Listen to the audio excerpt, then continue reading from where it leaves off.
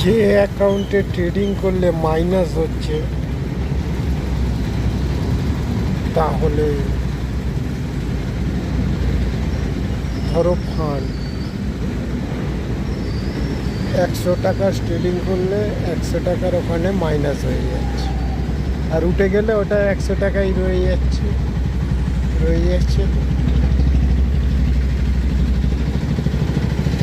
তো ওই 100 টাকা কোন কাজে লাগছে? যেটা জিতছে 100 টাকায় ধরো 5 টাকা দিক আর 10 টাকা দিক আর 100 টাকাই দিক,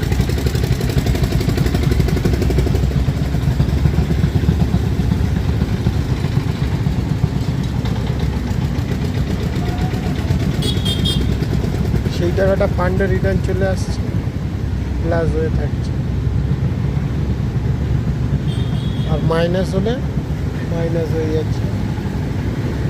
তাহলে 100 টাকা যদি আমি জিতি তাহলে 100 টাকা আমার ওখানে প্লাস হয়ে যাবে। তো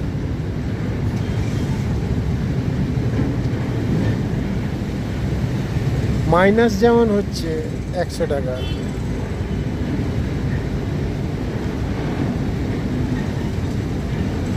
তাহলে 100 টাকা প্লাস হবে। তো মনে করুন আপনার কাছে 100 টাকা আছে, 100 টাকা লাগালে আপনাকে 100 টাকা দেওয়া হবে। তো 100 টাকা লাগালে তাহলে 100 আর প্লাস 100 তাহলে 200 হবে। তাহলে 200 টাকা আপনার ফান্ডে ঢুকবার কথা।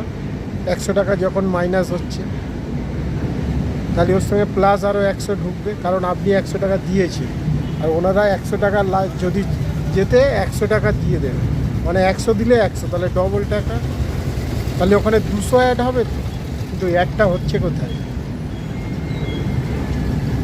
এটাই কারণ নাম শঙ্কর, করি না অনলাইন বিজনেস।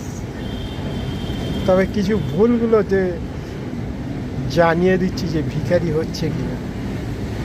বাই বাই দোস্ত।